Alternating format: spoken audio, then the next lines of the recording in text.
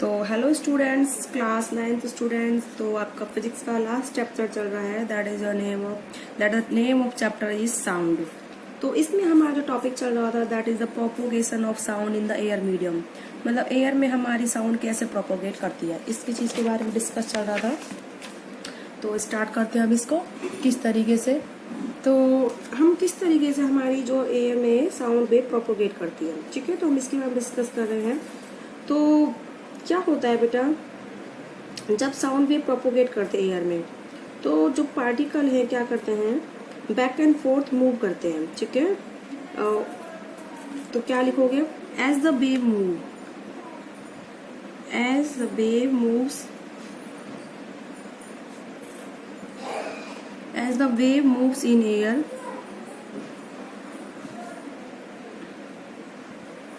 Moves in air, ठीक है। तो कंप्रेशन और रिफ्रैक्शन इज क्रिएटेड, ठीक है, in the air. Compression and refraction is created in the air.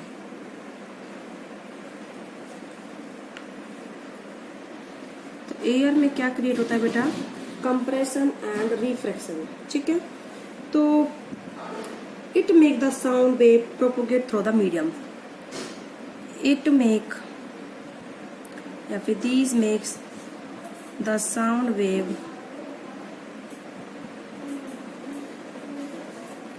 Propagate through medium,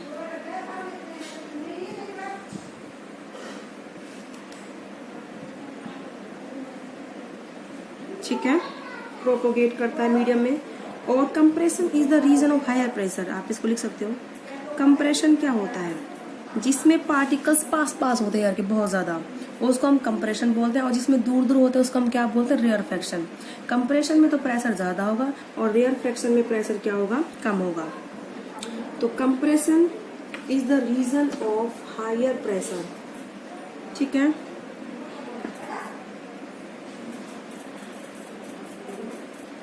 is reason of higher pressure, ठीक है।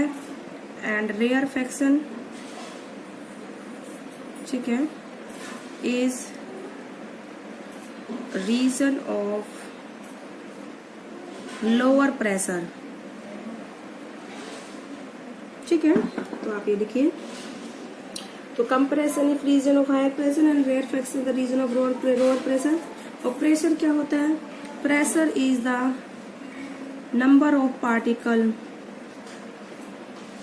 Per unit volume, ठीक है। रिलेट है, ये होता नहीं है ऐसा, हालांकि इसको हम डेंसिटी बोलते हैं, ठीक है, इससे रिलेट है ये। तो pressure is relate to number of particles, ठीक है, पर यूनिट वॉल्यूम। प्रेशर इससे रिलेट है। अब नंबर ऑफ पार्टिकल ज्यादा है मीडियम में पर यूनिट वॉल्यूम, तो प्रेशर ज्यादा है। अगर नंबर ऑफ पार्टिकल्स कम है तो प्रेशर क्या होगा, कम होगा, ठीक है। तो यानी कि प्रोपोगेशन ऑफ साउंड क्या है, प्रोपोगेशन ऑफ डेंसिटी वेरिएशन या फिर propagation of the pressure variation in the medium. तो आप इसको लिखिए दस, ठीक है। प्रोपोगेशन ऑफ साउंड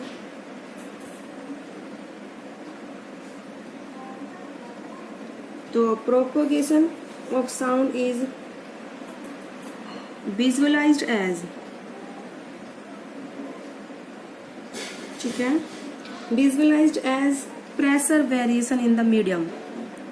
और अगर यानी कि आप बोल सकते हो density variation in the medium, क्योंकि हमने बोला है नंबर ऑफ पार्टिकल्स अगर ज्यादा है, पास है, तो वो तो क्या होगा, कंप्रेशन। अगर number of particles per unit volume कम है तो वो क्या होगा, rarefaction. Number of particles per unit volume कम क्या बोलते हैं, डेंसिटी या फिर रिलेटेड टू द प्रेशर। इस तरीके से हमारी क्या करती है, साउंड वेव मीडियम में ट्रेवल करती है, ठीक है। अब आता है sound need the medium to travel, ठीक है। जो साउंड होती है उसको ट्रेवल करने के लिए बेटा क्या जरूरत पड़ती है, मीडियम की। अगर मीडियम नहीं है, वैक्यूम है, तो हमारी साउंड क्रिएट नहीं होगी। ठीक है, तो साउंड हमारी कौन सी वेव है? मैकेनिकल वेव है। ठीक है, कौन सी वेव होती है बेटा? मैकेनिकल। तो इसको ट्रैवल करने के लिए एयर चाहिए होता है, या फिर वाटर, या फिर स्टील, कोई एक्सेट्रा, हमें कोई ना कोई मीडियम जरूर चाहिएगा। इट मीन्स वैक्यूम में जो है साउंड वेव ट्रेवल नहीं कर सकती। ठीक है, तो आप इसके लिए एक्सपेरिमेंट भी कर सकते हो, कुछ भी नहीं है उस एक्सपेरिमेंट में। आप एक जार ले लीजिए, जार, उसकी वैक्यूम पंप से उसकी हवा बाहर निकाल दीजिए और उस जार में एक बैल लगाइए और उस बैल को अब आप बजाइए बाहर सर्किट से, तो उस बैल की आवाज आपको नहीं सुनाई देगी। ठीक है, लेकिन जैसे ही आप उस जार में हवा भर दोगे, एयर भर दोगे, तो अब जब आप बैल को बजाओगे तो आपको बैल की आवाज सुनाई देगी। तो आप इसको सिंपल एक्सपेरिमेंट घर पे भी कर सकते हो। कोई भी आप डब्बा ले लीजिए, उसके अंदर हवा निकाल दीजिए। ठीक है, या फिर उसके अंदर आप कोई भी एक बोल डाल दीजिए मेटल की, तो आप उसको डिब्बे को हिलाइए अब, तो आपको साउंड नहीं सुनाई देगी। ठीक है, क्योंकि अंदर क्या है? वैक्यूम है। ठीक है, अब जब लेकिन आप एयर डाल दोगे, उसमें एयर आ जाएगी उस डिब्बे में, बॉक्स में, तो जब आप वो चीज हिलेगी तो उसमें आपकी आवाज सुनाई देगी। ठीक है, तो आप इसको नोट बना के लिख लीजिए। ठीक है, note number 1, sound is a mechanical wave.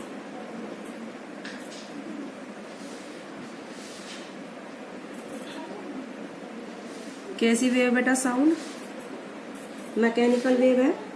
उसको ट्रैवल करने के लिए क्या चाहिए होता है? मीडियम। इट नीड्स, ठीक है, मैटीरियल मीडियम, या फिर एयर हो। ठीक है, मैटीरियल मीडियम, मैटीरियल हो मतलब कोई ना कोई मेटल जरूर हो, लाइक एयर, स्टील, वाटर, कुछ भी सकता है, आयरन, एनी मेटल एक्सेट्रा। ठीक है, तो हमें उसको ट्रैवल करने के लिए क्या चाहिएगा? मीडियम। तो it can not travel through vacuum. तो sound wave can not travel through vacuum. ठीक है, साउंड वेव वैक्यूम में ट्रैवल नहीं कर सकती। Got it. अब हमारा जो नेक्स्ट टॉपिक आता है, sound wave are the longitudinal wave. हम आपको बताएंगे कि लॉन्गिट्यूडनल वेव्स क्या होती हैं और ट्रांसवर्स वेव क्या होती हैं। ठीक है, इसके बारे में हम आइडिया देंगे। तो इसको हम एक बताते हैं एक एग्जांपल के थ्रू।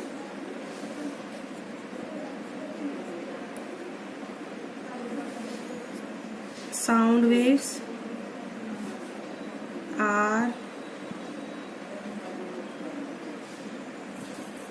Longitudinal waves. ठीक है, लॉन्गिट्यूडनल वेव्स क्या होती हैं? जैसे बेटा ये आपके पास हाथ में स्प्रिंग है। ठीक है, अब आपने स्प्रिंग को इन दोनों हाथों से पकड़ के ऐसे कंप्रेस करा। ठीक है, क्लियर है? आप क्या करोगे बेटा? आपके पास ये स्प्रिंग है। ठीक है, तो आप इसके क्या करिए, इसका एक एंड को पकड़ लीजिए, इसको फिक्स कर लीजिए। तो आप इस वाले एंड को क्या करिए, इसको स्ट्रेच करिए, करोगे स्ट्रेच। अब इसको आप छोड़ दीजिए।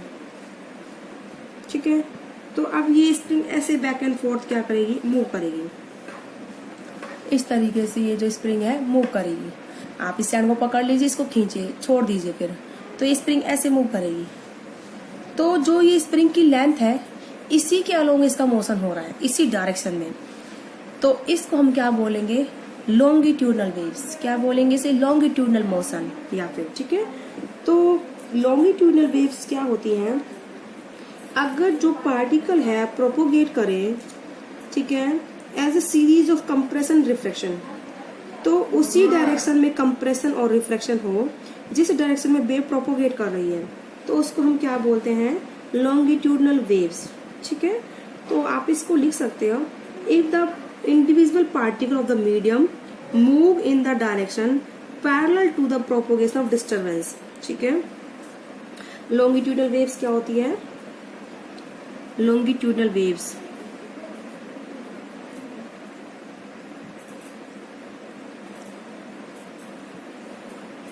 ठीक है, तो लॉन्गिट्यूडल वेव्स को आप क्या बोलोगे? If the individual particles of wave, ठीक है,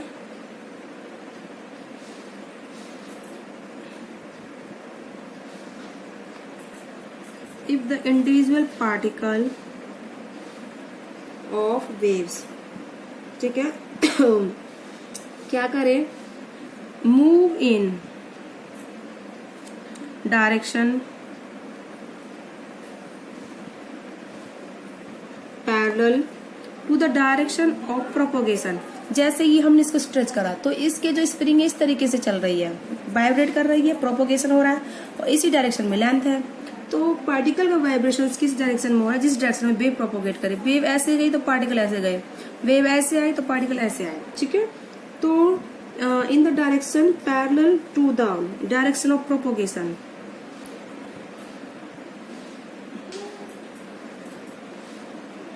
ठीक है, direction of propagation of the disturbance.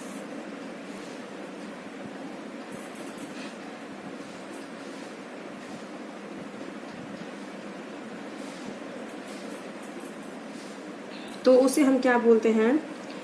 Longitudinal waves. ये बात आप ध्यान रखना, particle one place to another place नहीं मूव करेगा, सिर्फ वो अपनी पोजीशन पे क्या करेगा? बैक एंड फोर्थ मूव करेगा, ठीक है। बैक एंड फोर्थ मतलब जैसे हमारी कोई मेन पोजीशन है, इसके अबाउट ही पार्टिकल क्या करेगा? इधर जाएगा, फिर इधर आएगा, फिर इधर जाएगा, फिर इधर आएगा, फिर इधर जाएगा, इधर आएगा, इधर जाएगा, इधर आएगा। अपनी ही मेन पोजीशन पे वो क्या करता रहेगा?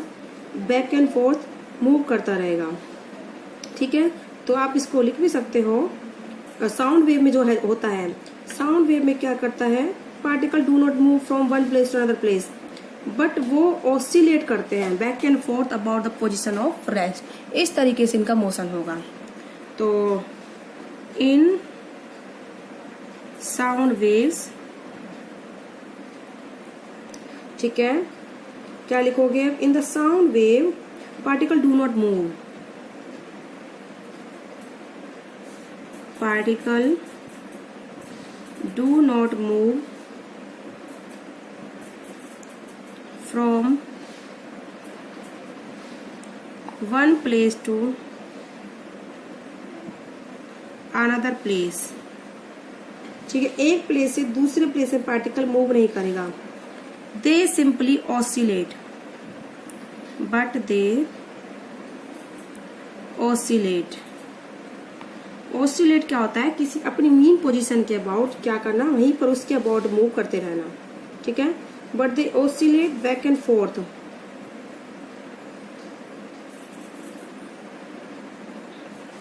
About their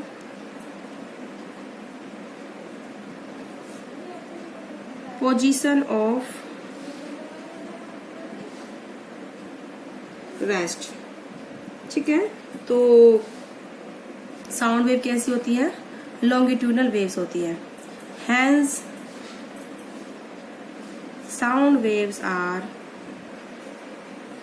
longitudinal waves.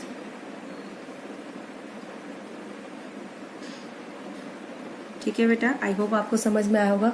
तो इसी के साथ आपका लेक्चर ओवर होता है। अब वो नेक्स्ट में हम बात करेंगे ट्रांसवर्स वेव की। किसकी बात करेंगे हम? ट्रांसवर्स वेव की। अब आज की वीडियो में इतना ही। तो ओके बेटा।